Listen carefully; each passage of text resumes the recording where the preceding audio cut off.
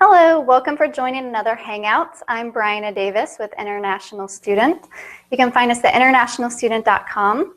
And today we're going to be talking about adjusting to life as an international student inside the US.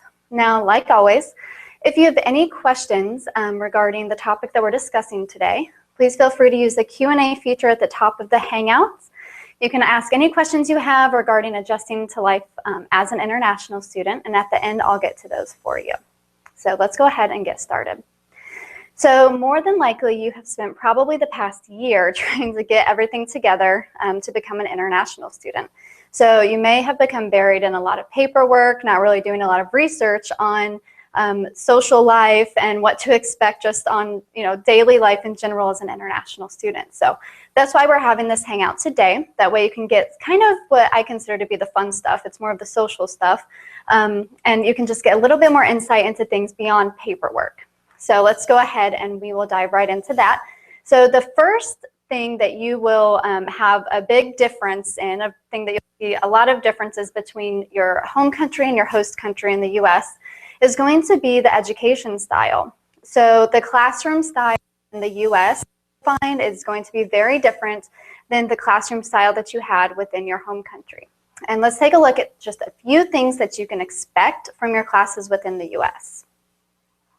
So here you can see that you're going to have attendance that's going to be taken. So whenever you go into your class, first thing, they're going to be doing a roll call. So they'll call everyone's name and see if you're there. Now, this won't be on every single campus, and it might even, depend on the professor. Maybe your school has an attendance policy, but they're not so keen on it. It's really going to vary, but more than likely, you're going to have this attendance policy. So you're going to want to make sure that you actually do attend, not just for the sake of the attendance policy too. You can miss a lot if you do not go to just one class. And we'll talk about that a little bit more here in a second. But second, participation is going to matter as well. So instead of just sitting there and listening, your professor might ask a few questions and they want an answer from you, or there might be just a group discussion. And it's really time for you to participate. That is what they want. So make sure that you participate as much as possible.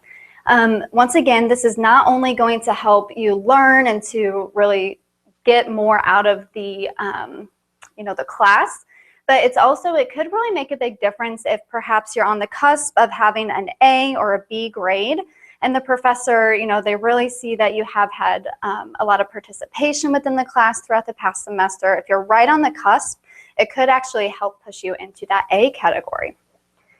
So third on the list we have here, you are going to be receiving a lot of assignments such as essays and projects and papers and tests, lots of reading assignments throughout the semester. So this is something that you can expect and that you'll need to count on. Now, at the beginning of the semester, you're going to more than likely receive a long list of the schedule of when your tests are, what reading you should be doing each week, things like that. So you can kind of be prepared ahead of time and see what they're going to expect from you.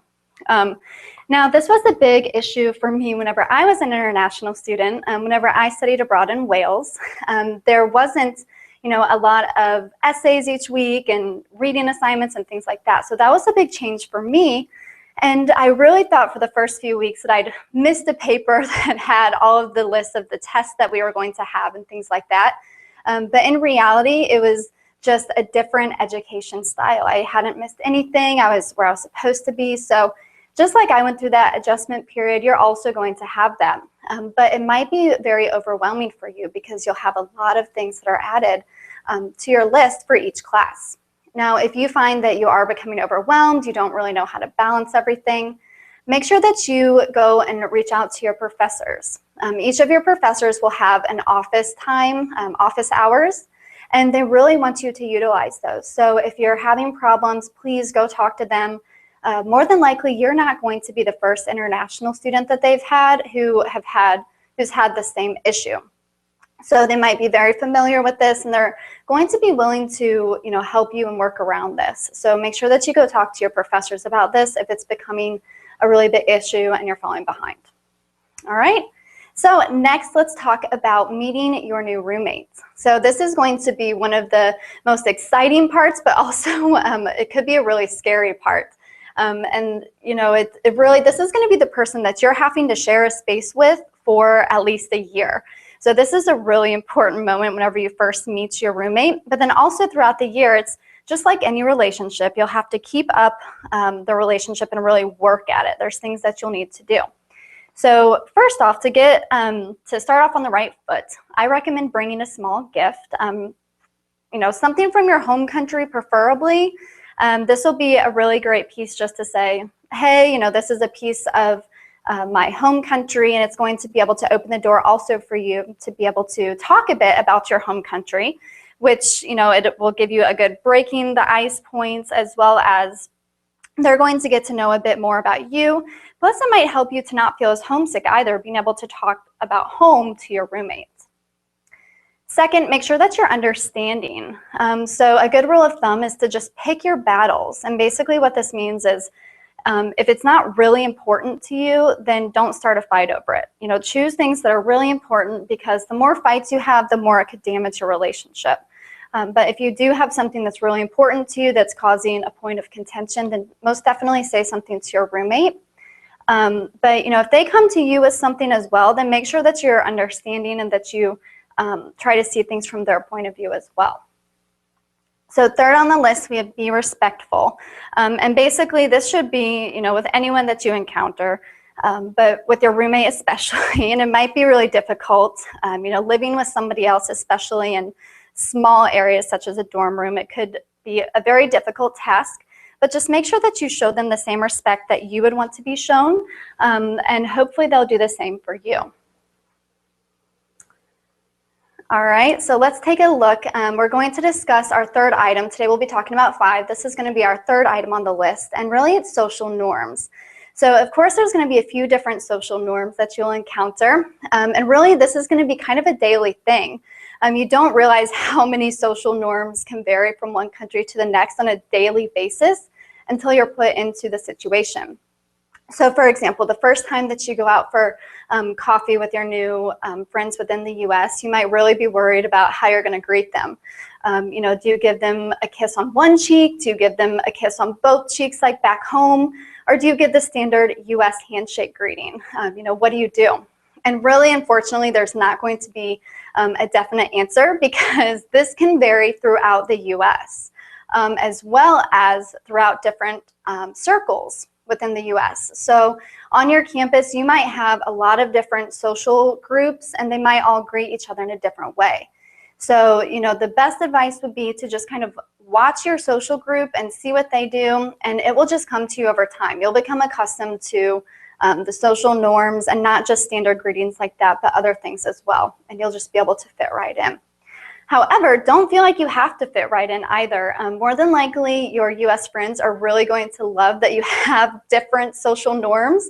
You know, if they typically, you know, don't kiss each other on the cheek when they greet, then they might really think it's refreshing and it's a cool change that you do. So don't be afraid of who you are and what your social norms are. More than likely, they're really going to appreciate that, and they're going to like the exposure to your culture as well. All right. So next we're going to talk about your campus. So you are going to be on a completely new campus, which is really cool. It might be a little bit scary at first. You might be worrying about, you know, you don't know where your classes are. You don't know about how long you need to go from class A to class B. This can be a really big challenge at first, but it's also kind of a cool part of being a new international student. So my recommendation is, as soon as you get there, start exploring. Now, more than likely, you're going to be tired. You're going to want to take a nap, which you don't want to do. You want to make sure that you try to get onto the schedule of sleeping at night and not taking a nap that you thought would only be 20 minutes, but turned out to be, you know, 8 hours. So go out there and explore instead of taking a nap. So it's going to help to keep you awake. But then also it's going to really make you feel at home. Nothing's going to make you feel at home faster than being able to become familiar with the area around you and actually know that you know how to get around.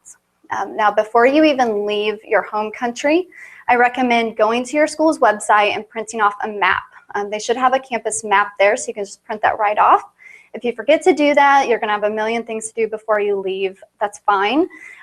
What you can also do is maybe go to your international student office and see if they have some maps, or at least maybe a computer and a printer where you can print that off, and then you can start exploring. If you don't have either of those options available to you and you're feeling really adventurous, just try to walk around and see things. Just make sure that you don't explore too late at night, after dark, or get too far off campus because you're not yet too familiar with the safety of the surrounding area. But that can be a really great way to start to feel at home around campus, is to really just get familiar with your surroundings. All right. So the fifth item that we have, this is going to be a really big hurdle, and that's going to be that you don't know anyone. Back home, whenever you go through changes, you'd have friends and family, you'd have this really strong support system. And whenever you are an international student in the US, you're not going to know anyone. And not just that, you'll still know people back home, but they're not going to be going through the same things as you. So that can be really difficult, that you don't have someone to relate to. However, a really key item here is to just try to look on the positive side of this. You could really dwell on you don't know anyone and you're so lonely and things like that, and that's fine to do, but also try to keep on the positive side. Try to look at that this is a fresh start. So basically, you have a blank slate and you can come up with all of the new friends that you would like, and it's really just their chance to start over, to find that new list of friends. Also, if you are worried about making friends, perhaps your English, you speak English as a second language, and your English, you don't consider it to be perfect, don't let that hold you back. More than likely, your English skills are much better than what you give yourself credit for.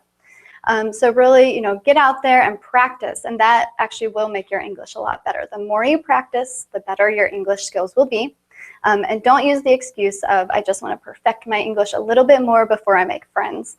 Just think of it as a chance to kill two birds with one stone. You can make friends and improve your English along the way. All right, so hopefully these 5 items, they are going to give you information on not just the paperwork side of things, but also the social aspect and a few things that you can expect once you first arrive inside the US. Now, also, if you would like a bit more information on becoming an international student or life as an international student in the US, visit internationalstudent.com. We have a ton of information there on items such as finding a school, scholarships, social life inside the US. So make sure that you visit internationalstudent.com, and we're going to take a look and see if we have any questions today. All right, so we don't have any questions relevant to our topic today that we have been discussing, but that's no problem. If you come up with a few after this hangout, I know sometimes we are in a slight delay, so those do come in after.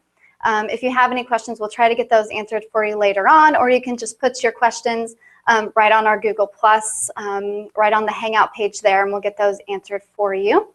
But otherwise, thank you so much for attending. And once again, if you'd like more information on becoming an international student, visit internationalstudent.com and make sure that you stay up to date on our very next Hangout. Thank you.